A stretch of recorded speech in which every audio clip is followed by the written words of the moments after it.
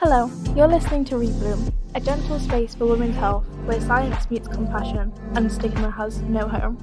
I'm Tegan, and each week we slow down, peel back the noise, and make room for clarity about our bodies, our hormones, and most importantly, our lived experiences. This is a place to unlearn stigma, understand your body, feel supported as you navigate your own version of health. No shame, no overwhelm, just honest conversations, practical knowledge, and the space to grow. I'm so glad you're here, and let's rebloom together.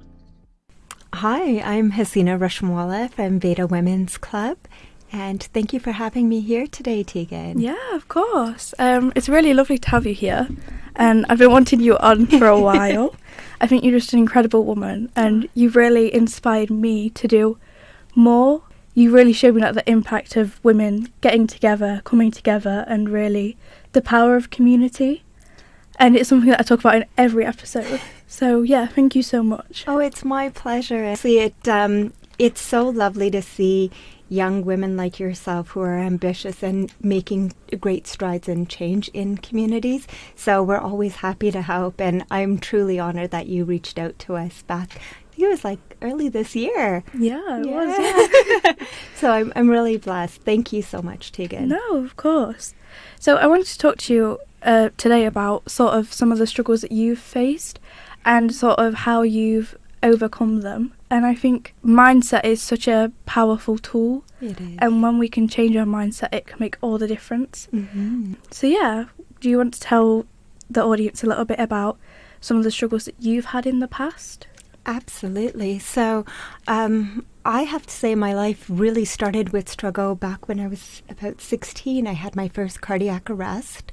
I was 19 when I had my pacemaker, 34 when I became paralyzed through a rare illness called transverse myelitis, and then 37 when I had breast cancer. One of the, biggest challenges when you're that young is, you think you're resilient and you think that if you push through, you're invincible. Yeah. And you can, continue and ignore your health, ignore all these warning signs, and everything's going to be fine. And it doesn't, because it gets worse and worse. And I was operating from survival mode, trying to keep it together, trying to be that perfect person, until I had my mindset shift. And I think if I hadn't, I probably wouldn't be here today. Yeah, bless you. I think, you've gone through so many challenges, like you've just said, with your health. And it's incredible to see, the amazing person you are. And you've really, for lack of a better word, persevered. Yeah. And, you've not let it get you down, or you've made the most out of your situations. And you are honestly one of the most incredible women I know. Thank you. But yeah, so it's amazing to see the challenges you faced and your journey. So what do you think was the moment for you that you realised that your health was affecting your ability to sort of show up for what you wanted to do and how you wanted to live your life? Excellent question. Before I answer that, thank you so much for the compliments. I'm going to have probably a hard time getting out of this room. I think the turning point for me was I was 34 years old. It was September 14th, 2014. I remember it like it was yesterday. And I was paralyzed in this hospital room in Toronto. And I thought, I have to get back to work. I have to get back to being a mom. And I had all these, things that I needed to do in the person and the identity that I was carrying, that when the doctors came to me and said, I'm sorry, you're not leaving here for at least several months. And if you do, it's probably going to be either in a body bag or palliative care. And when you hear those words and you're a single mom and, you've planned out your whole life in a certain way, it shakes you. And it was at that point that, well, not exactly that day. It probably took me a couple of weeks of being very stubborn, trying to convince doctors. But it was after that I really started to realize that I needed to be in a better headspace. I needed to do things differently. And I think one of the biggest turning points was I was in the hospital and I had already now been assigned a room, and I'd been there for about a week or so, and this doctor came in and said, you can give up skiing. You'll never ski again. You'll never even walk again. And I remember being so angry because that passion within me to believe that I could persevere. I went through, having a pacemaker at my young age. It came out. Yeah. And I yelled at this doctor and said, get out of my room. You have no idea who I am. And I will walk again. I will dance again, and I will ski again. And I think that was where my mindset shifted for the very first time. And I realized I have this power within. And so from that day, I would ride along in my wheelchair in the hospital with heels on. And it wasn't because I could walk in these heels, but I was so determined that one day I would walk back into this hospital with those heels. And I did 2 years later. So I think that's where the shift changed in my healthcare journey. Have you found that you always had that determination in you and sort of that not mindset, but like that wanting to prove people wrong, but in a good way? I think possibly part of me did. There were times, obviously, when I was 16 and everyone was, at the clubs and partying, and at 19, and I couldn't do a lot of that. And so it was more out of rebellion, I think, that I was doing it. But I think having my daughter, I couldn't go on the way that I did and not make changes so that I could be around, if that makes sense. So I think that inner voice of, you need to be stubborn, you need to, persevere, you need to change your thinking, but keep that positive mindset really came when I knew that I could have not been there for my daughter. How did you find that, because obviously I always say to people, like, community is everything. Yeah. How did you find that being in that community of doctors saying, you'll never walk again, how did you find the drive in you to be like, no, this is not, how did you not listen to them in a way? It's really hard, right? Because I think historically we've always believed that, doctors are gods, right? Yeah. Or very godlike, and that they don't make errors, but they're humans, and any good doctor will tell you that they're human, they make mistakes. What I think kept driving me was I didn't want that to be my story. Yeah. I think that was the biggest thing, is I did not want my story to end with, oh, she got sick and she died. Yeah. And I didn't want that for my daughter. Yeah. And so I think that it's trusting yourself, self-trust is key, especially when you're hearing a lot of that noise. Yeah. And really grounding yourself and remembering that you know your body better than anybody else. I like that. How did you find you was able to trust yourself? Because I think that's a lot of stuff that people struggle with. Yeah. How did I learn to trust myself? I quieted the mind. So one of the things I talk about, I've had a podcast as well in the past, and something that I talk about is when I actually was going through cancer, I was meditating. And in my meditation, I felt that I had the cancer, but there were no lumps. And then even when I was going through transverse myelitis, I believed I could see myself being cured. And because those things actually happened, it started helping me build my trust. Now, was that my mindset and my manifestation that made that happen? Or, was it, and I think manifestation is self-trust in, hand in hand. But how did I get to self-trust? I think the biggest thing was really just seeing the little miracles every day. The moving of my toes when, I was told I couldn't, and taking those wins and actually celebrating them. Because as women, we don't do that. No.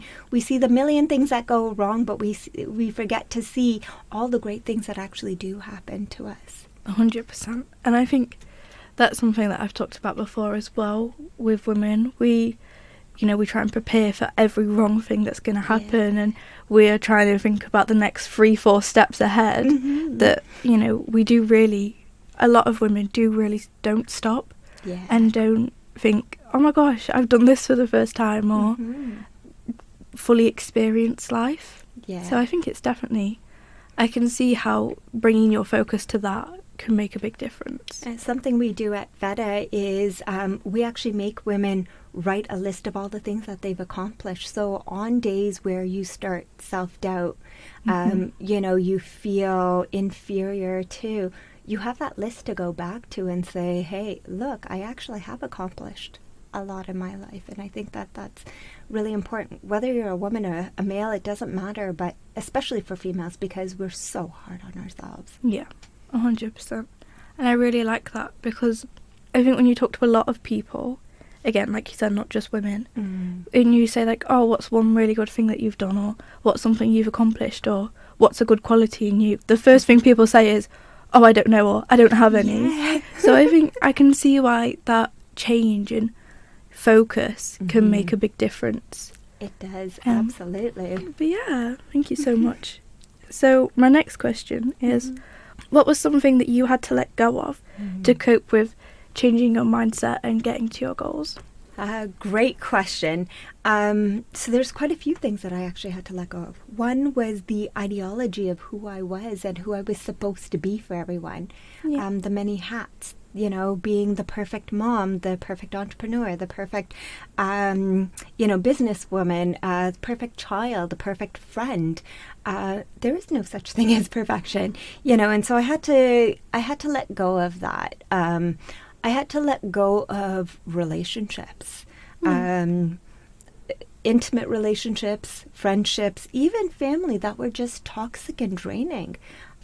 Because when you go through a lot of illnesses and when you start valuing yourself and your health and your mindset and your peace of mind, you have to remove a lot of that noise and that negativity. So I think those were the two biggest things that I had to let go of, was friendships that were no longer serving, and the belief that I had to be perfect and I had to do everything and I had to cope, in the same, at the same capacity and the same momentum that I was before being sick. Yeah. And how do you find that change started? Like, did you have to sit down with people and be like, look, this is not who I am, or this is not the expectation of me anymore? How did that sort of go about? Like, how did you articulate that? Great question. Some of it were conversations around boundaries. Now, if you've maintained a certain way and relationship with people for a long time, they may not be very receptive to that. So, in your mind, you think it's going to go really well. But when you get to that person, if they haven't done the work on themselves, it's like playing golf. It's just going to go out into left field and, never be bounced back. It's not like a game of tennis where you can both respect each other and have those conversations. For the most part, with my friends, it has been beautiful. With family, I actually had to cut some family off for a long time because they had to not just hear the new version of who I am, but see it. Yeah. And sometimes it takes a bit of stepping back, and that doesn't mean that you don't love them. Yeah. It means that you love them, but you love yourself as well. And I think that is key in when you are having those conversations is, how are you showing up for yourself? Yeah, I really like that. I think that's really sweet. like you said, with people who are so important in your life, like family, I think one thing that I've seen in the past is if people don't talk to family members and you tell other people, they're like, yeah, but they're your family. Yeah. And I think that's a really good like lesson for people to learn, that yeah, they are your family, but you've got to have that self-love and self-respect. Yeah. So I think, no, that's really good. And that doesn't mean, again, that you don't love them. Yeah. You know, you can love somebody from afar. Love is not, you know, if I love you, you have to love me. You can love someone without, you know, having that relationship because it's healthy for you. Yeah. And I think that's something that people forget in a way. And I think it must have been a really tough decision for you to change these relationships with family and friends. So I think really well done. Thank you. And I think that it can be tricky when people have these expectations of you. I've said this analogy to people before where it's like, I am me, but the version that you see of me is different to the version that my mum sees of me, which is different to the version that my friends see of me. And I think when, you know, you have to change for whether that's prioritising mental health or physical health or work or goals, I think that people forget that you are not just that version that they see of you. Yes. And it must be really tough for you to have to change yourself, and your, you know, people in your life only see one version of you change in a way. Yeah. So I think I can imagine how difficult that is when there's so many people in your life. It is quite difficult because, yes, a lot of people will stick to a mindset or even a version of you that is so archaic, right? Yeah. It's so dated. And I think one of the biggest examples I see is, you know, when I was in my teens and I partied a lot. I used to model and dance, so I used to get invited to a lot of parties. And then, you know, people see me now as this women's empowerment CEO, and they're just like, wow, you know, you have a career. But it took that separation for us to reconnect on a different level because they had to see a different version of me. Yeah. But it wasn't me telling them. It was see through my actions, not my words. Yeah. And I think that's a key message that I would give to anybody is like, you do you, right? And your actions, and people will come to see, you know, who you are. And if they don't and they want to still hold on to that old version, that's on them, not on you. Yeah. I really like that. Yeah. And I think, again, that is such an important lesson, and I think we sort of forget. But yeah, no, I think it's a really important topic to talk about. Definitely. In terms of your mindset for your physical health, how did you find that you had to step up for yourself in terms of like career or any certain goals that you wanted to achieve? So one of the biggest things that I had to do with my health and my goals was actually look at my health as a goal. Yeah. In my career. So what does that look like to me? At Veda, it's promoting that kind of health and well-being with the women that we work with, which then holds me accountable to my own health. So it works as a two-way street. But I often say to women, you know, your goals are not independent of your health. Your health should be a goal, because if it's not, you're going to have such challenges in life. So one of my goals is to make sure that, you know, my physical and mental health are taken care of every day. So I hit the gym, you know, I do my meditations, my journaling, whatever it takes to give me that set and that foundation in the morning so that I can show up to my work. I can show up to be present, and I can give my all because I'm pouring from a full cup. And it's a cliche we hear so often, right? Don't fill from an empty cup. But it's so true. And And I think that was one of the biggest things for me in my goals was, how do I show up and fill from my own full cup, and how do I fill that cup every day? And so, yeah, I think that answers the question. Yeah, definitely. And I was wondering as well, because obviously with Veda you do like so many events, you're planning so far in ahead, and you know you've got all of this work that constantly needs to be done. Yeah. How do you separate your mindset from the Veda side of life to your the rest of your life? Sometimes it blurs. Yeah. Not going to lie, but being very intentional with my time. Yeah. Right? Knowing that, I know I'm healthier now, but I still have all these medical conditions that aren't going away. And so being very intentional with my time. Set aside certain hours a day to work on Veda. And if I feel like my energy is draining, I can turn around and say, it's okay to put this off. Yeah. Or it's okay to delegate. And I think that's one of the beautiful things about having a community of women is, it's okay to ask for help. Yeah. Right? And as women, we believe that we have to do everything all on our own. But ladies, we don't. No. Guess what? It's super strong and it's so empowering when you actually ask for help. And you know how many women love to know that they can be part of something so beautiful as well? Yeah. And that's how you build community. So how do I separate it? I'm intentional with my time. I ask for help. And like last month, the month of April, I actually took a month off to just get ahead, to focus on my health again. And Veda's still around. Yeah. We're still doing events. So life still will go on. Yeah. Right? But you've got to, set that intentional time. I love that. I think that's a really good topic again, because people, like you said, people just don't. They just sort of blur the line and they think, okay, I need to be getting this done and constantly on the go. Yeah. I feel like a bit of a hypocrite at the minute talking about this.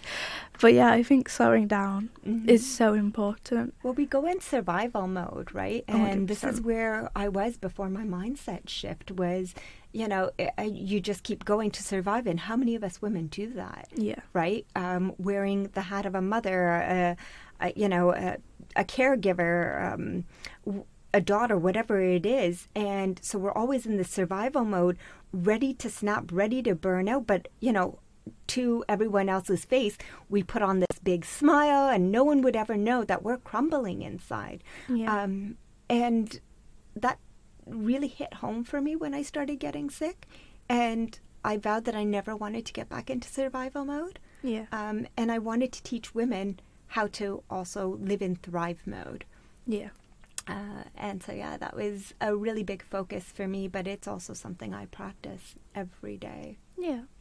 So I know we talked about intentionality and taking time, but how else did you sort of move from this survival to thrive mode? I think it really also just self-trust. Yeah. Talking, changing my narrative. I think we had a conversation about this, I think, about a week or so ago, right? Yeah. And changing your narrative is key, right? How do you talk to yourself? Do you talk to yourself as if you're your worst enemy? Do you talk to yourself as if you're your best friend? Yeah. Right? You need to be championing yourself. Celebrate the little wins. You got out of bed today? Great. If that's what it took to get out after a really crappy evening, you know what? Celebrate it. Yeah. And that's what really got me out of survival mode into thrive mode was changing my narrative. Yeah. And how did you stop people's opinions and sort of ideologies that they put on you? How did you stop that from affecting you? Because when you was talking then about celebrating all the wins, I find that sometimes people can be very rude and be like, why is she celebrating that? Or, oh, she's on about, she's done this amazing thing again. So in a world where we can be quite toxic to each other. How do you find that you keep showing up for yourself? That's a great question, Tegan, because I still face it. And I think even with Veda, doing the work that we do, we still hear the noise, right? We still, and I'm not immune to it completely. It does sometimes affect me. And at those moments when I do hear that noise, I have to take that step back. And that's when, you set that intentional time. That's when you focus on that mental health and you say, okay, why is this person saying this? And having a mental health background, I think that also helps in understanding, like, where is this person coming from? Yeah. Is this person coming from a true place of, trying to humble me? Or are they coming from a place of, jealousy and toxicity, right? And when we start seeing why, people's perspectives and why people do certain things, it takes away the power of what they're doing. Yeah. Right? Because now you're naming it, right? And it does take a lot of practice. Yeah. Of stepping back and just saying, okay, where is this coming from? And if it is coming from a place of noise and toxicity, I almost feel sorry for them. Like, how do I pray for them to actually feel happy and have that feeling in their life? And I think when I change it to, gratitude for what I have and gratitude to recognize that someone is in this place and be able to pray for them or to, wish them well, switches it from anger and that hate to a sense of, they're in a place where I maybe was 20 years ago, and they're just trying to find their place. Yeah. So yeah, I still hear the noise. I still get impacted by it, but I'm more, I'm less reactive and more intentional by taking steps back, kind of understanding their perspective, and then reminding myself that, I'm allowed to celebrate these wins. I remember having a partner, and we both got diagnosed with cancer at the same time, and he didn't make it. And I did, and I thought, oh my goodness, like, I can't celebrate, surviving cancer. Like, this is huge. But it wasn't. And, when we spoke about it, and sometimes just having those conversations with that person, you understand that maybe they didn't mean things the way that it comes out. Yeah. So having those conversations, if you feel, that it's someone that is impactful enough in your life that the noise can affect you, having those conversations is really important. But if you can't, it is then really up to you to understand their perspective, but not hold it with clout and weight, because you have to really remember who you are, your journey, and no one's ever gone through that but you. Yeah. I really like that. Thank you. I think, hearing you talk about how hard it is for you is actually quite bittersweet in a way, because I know that so many people struggle with it. And I think seeing, a empowering woman, a CEO, a mother, like, you have all these incredible things that you're doing, and hearing you say, like, I struggle with this too, I think that is really empowering for me, because it's like, it humanizes it in a way, and it's like everyone feels this. And I really like how you flipped it on its head a bit and was like, just because someone's saying something mean, why are they saying it, not taking the comment and sort of carrying it with you. Absolutely. I really like that, and I think that's actually really mature. Thank you. And it sounds silly because I know you're an adult and obviously you're a mature person, but I think it's a really mature way of looking at it that not a lot of people do. It takes a lot. Trust me, it takes a lot of work on yourself to get to that point. And I mean, I still fumble as well. I'm human, right? Yeah. And that's okay. right? 100%. We don't berate ourselves for being human. Yeah, definitely.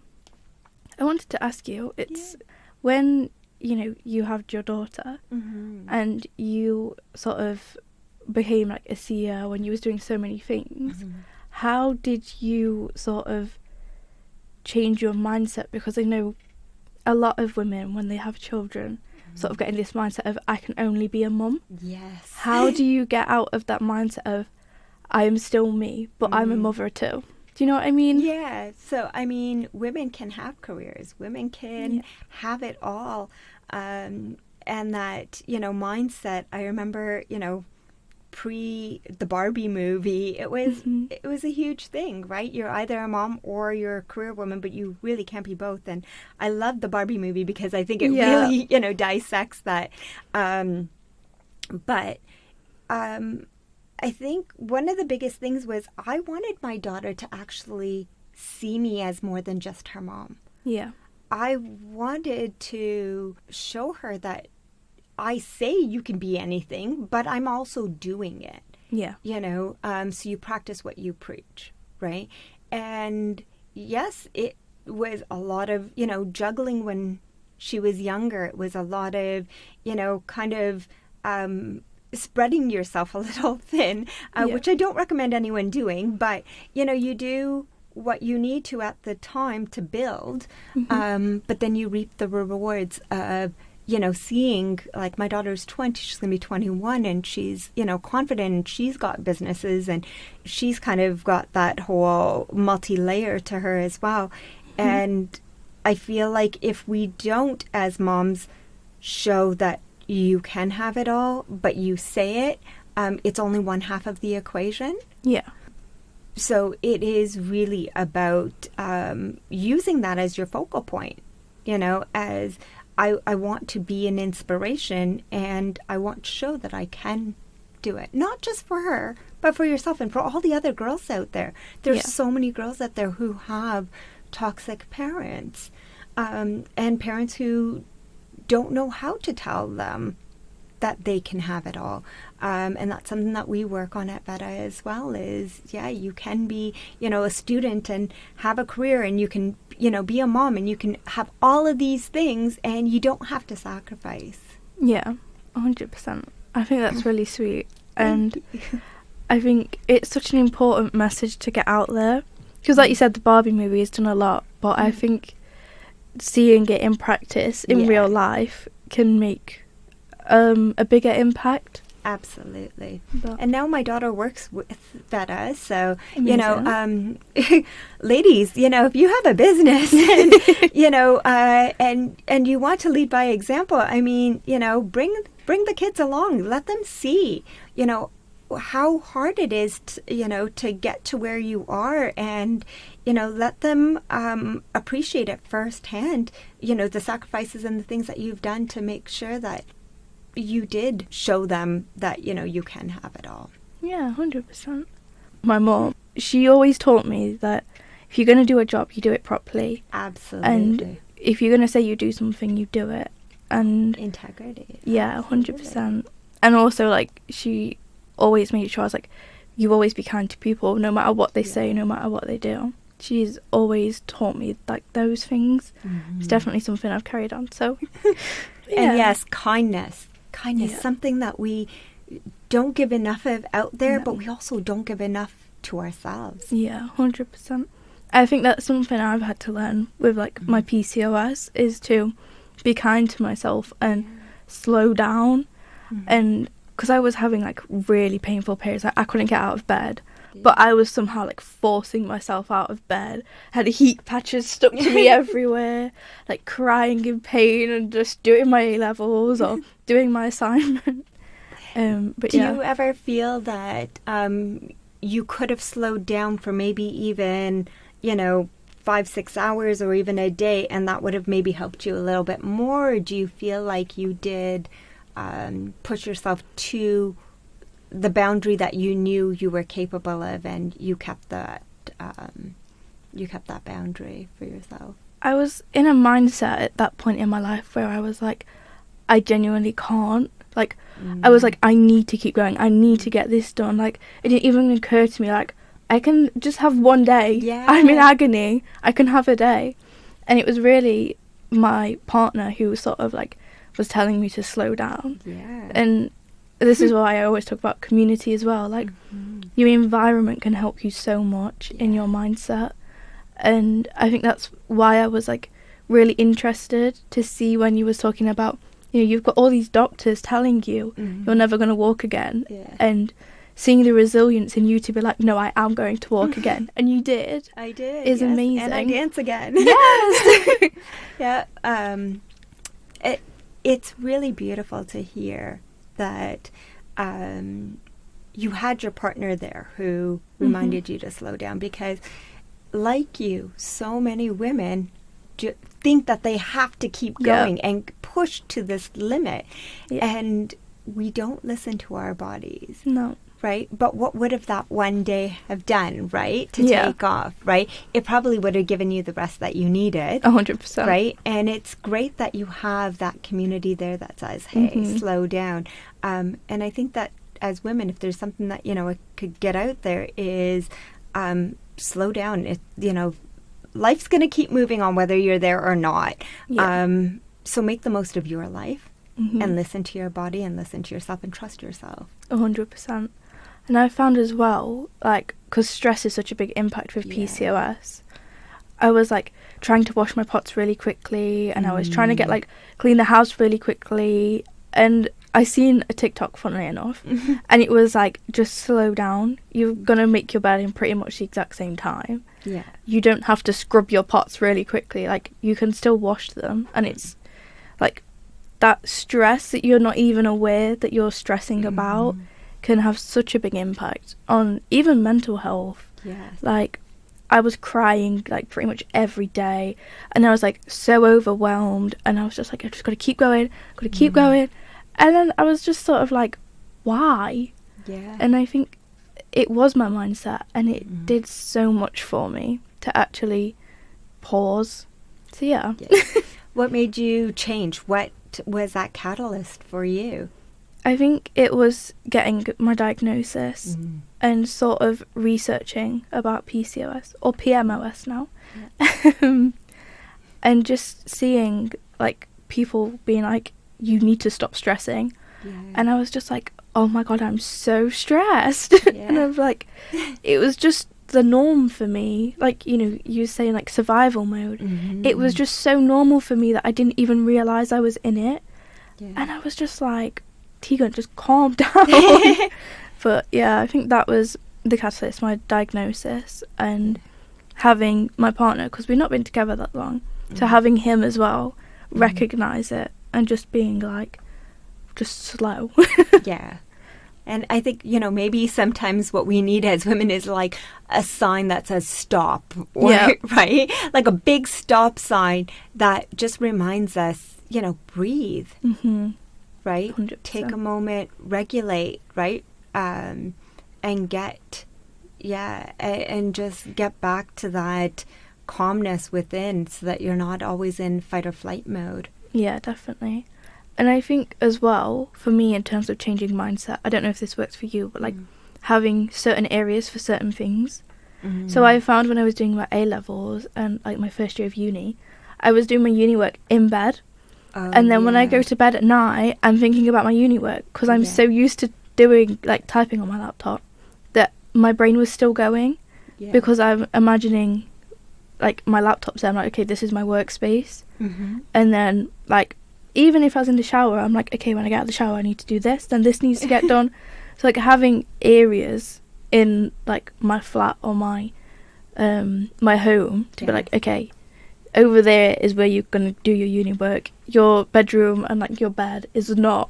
That's just where you go to sleep. Absolutely. And so, you know, earlier we were talking about intentional time. Yes. Right? So intentional time is also intentional space. Yeah. Right? When I do my Veda work, I have an office or the dining table. Probably not the greatest place, but it works for me because of the sunshine. However, my bedroom is never where I will do work. I even try to put my phone away, so I have a stand away from my bed to keep my phone away so that my time at night is me listening to music. And the music that I choose at night is very intentional. Yeah. My writing, so the only books I have are a journal by my bed, or a light read. So there's no self-help books or anything like that, because that space is to be very calming. Yeah. So yes, it's great that you have that intentional and you realize that you needed that intentional space. Yeah. And if you have, you know, a small flat and stuff, you can still have designated areas 100%. within, right? Or, you know, take out pillows, put them on the floor, and, you know, when those pillows are out, that's your meditation time or your, you know, your mindfulness time.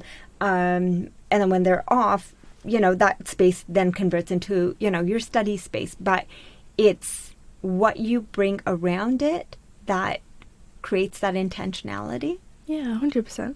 And I like the idea of the pillows and like physically marking it, because I can see it definitely helping your brain to like sort of lock in a bit when you need it to. So yeah, I think that's actually really good. Especially for me, because I'm in a studio flat at the minute. And it's so small. So is Aliana. Like, my daughter's in a studio flat too, and it's just, here, have that intentional space, right? And then that converts too, but never study on your bed. You know, do not bring your laptop to your bed. Even now, like, I used to, for years and years, had a TV in my room. In the last 2 places I've lived, I've taken the TV out because I found that I was watching TV till I fell asleep, which wasn't giving me quality sleep, right? So again, being very intentional. And I love the fact that, you know, you've done that with yourself as well. Yeah, definitely. I think it's such a key to sort of having that slowness, and even little things like that can have a big impact on your mindset. Absolutely. Yes, and that's the thing, is like, mindset isn't just, you know, the narrative, right? We can tell ourselves, it's like affirmations, right? People say, oh, do affirmations, you know, affirmations. But if you don't believe the affirmations, if you don't actually set that environment, believe that, you know, you are beautiful, you know, show evidence and proof of, you know, what your affirmations are, it won't change your mindset. So your mindset is about, yes, the narrative you tell yourself. It's about the feelings that you invoke intentionally. And it's about setting the environment. Yeah. What strengths have you found within yourself going through all these hardships and having these challenges in your life? I think the biggest strengths that I've had is resilience. The resilience, self-trust. Believing that, you know, what a doctor might say, what a friend might say, what, you know, someone on the street might say is not the be-all and end-all. Trusting my inner self, my inner voice. That, I think, was one of the other strengths that I've had. And I think the biggest and the most impactful is kindness. And you've talked on that as well. But, that kindness, it's the kindness for others, but it's also the kindness within. Be kind to yourself, right? You're going to mess up. It's a fact of life. You're going to not always get it perfect. But I think that's the beauty in life, is that you get to be imperfectly perfect. Right? I love that. Strengths are so hard for people to identify, like I mentioned earlier. So I think that's really good that you've actually been able to find them in yourself and see them. And I think that's really, it's really amazing to see. And thank you. No problem. I see that in you as well. I mean, you know, going through PCOS and taking that as a, you know, it's a challenge. It is a difficult thing to live with. I remember going through it myself before my hysterectomy, and, you know, coming to the point where you are now of, you know, running She Speaks Health and being a voice. You've taken a situation and you've created this beautiful platform. Thank you. And so, yeah, I think, your resilience and your kindness. I mean, I've loved every moment that we've, had a chance to hang out and bless you. Work together. So you definitely exude a lot of those qualities. Thank you. I think it's something I'm still learning to do, is find my strengths. Because if someone said to me, like, what are your strengths? I'd think, like, practically, like, oh, well, I can do this, I can do that. But I won't be like, oh, I have these qualities. Yeah. So it's definitely something I'm working on. So we got to create a list for you as well. We Yep. need to come to a Veda event and do one of the what have I accomplished lists and 100%. And then do your qualities on that. Yeah, definitely. So if the audience want to look at Veda, where can they go to? They can go to our website at www.vedawomen.com. That's with a V. Or they can go on to our socials. We're on TikTok, Instagram, LinkedIn, and Facebook. Yep. So we've got them all. Love that. Yeah. Awesome. Thank you so Absolutely. much. It's been amazing to have you on. Thank you. And yeah. Thanks for having me, No, of Tegan. course. Honestly, this has been beautiful. Oh, bless you. Thank you so much. If you could leave the audience with one piece of advice or one overarching sort of statement they want to leave the episode with, what would it be? You are enough. Be kind to yourself. Trust yourself. And yeah, remember you are enough just the way you are. I love that. Yeah, thank you so much. You're welcome. Awesome. Thank you for listening to Rebloom, where we turn women's health into clarity, confidence, and compassion. If today's conversation sparked a question, or maybe a new perspective, then I'd love to hear from you. Remember, your health is worth understanding, and your voice is worth using. See you in the next episode.